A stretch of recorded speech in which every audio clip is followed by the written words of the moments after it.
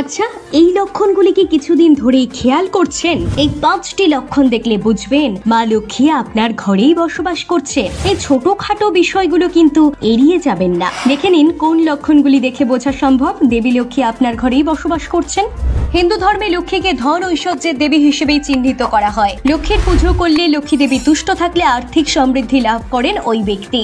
তবে অনেক সময় যথাযথ পরিশ্রম সত্ত্বেও একজন ব্যক্তি কাঙ্ক্ষিত সাফল্য ও সমৃদ্ধি লাভ থেকে বঞ্চিত হন। অনেক সময় অর্থ লাভ বা অর্থ উপার্জনের পথ অবরুদ্ধ হয়ে পড়ে। দৈনন্দিন জীবনযাপনের জন্য টাকা ধার নেওয়ার প্রয়োজনীয়তা পড়ে তখন। জ্যোতিষশাস্ত্র অনুযায়ী লক্ষ্মী দেবী রুষ্ট হলে ব্যক্তির জীবনে অনটন নেমে আসতে পারে। আবার দেবী লক্ষ্মী সন্তুষ্ট থাকলে আপনার জীবনে না হওয়া কাজই সহজে হয়ে যেতে পারে। বাঙালির কাছে দীপাবলি মানে শুধু কালী পুজো আর বাজি পোড়ানো কিন্তু নয়। এই দিন বহু বাড়িতে ধুমধাম করে পূজিত হন লক্ষ্মী দেবী, যা আমাদের কাছে দীপান্বিতা লক্ষ্মী পুজো নামেই পরিচিত।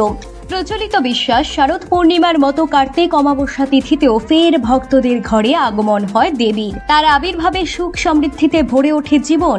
তবে শাস্ত্রমতে লক্ষ্মী দেবী বড়ই চঞ্চলা। অপরিষ্কার ঘরদোর, খারাপ ব্যবহার, গুরুজনদের অবমাননা, অশান্তি এবং অহংকার একদম সহ্য করেন না তিনি। দেবী লক্ষ্মী খুশি হয়ে গৃহে প্রবেশ করেন। কোন বিশেষ লক্ষণ দেখলে বুঝবেন আপনার ঘরে অধিষ্ঠান করছেন লক্ষ্মী দেবী? শাস্ত্রমতে মা লক্ষ্মী কোনো সংসারে প্রবেশ করার আগে নানাভাবে সংকেত পাঠাতে থাকেন। দীপাবলির রাতে যদি পেঁচা দেখা যায় তবে তা খুবই শুভ সংকেত। পেঁচা দেবী লক্ষ্মীর বাহন। এই দিন বাড়িতে পেঁচা আসার অর্থ হলো দেবী লক্ষ্মী আপনার প্রতি সন্তুষ্ট হয়েছেন। আপনার জীবনের সমস্ত আর্থিক সমস্যা দূর হতে চলেছে।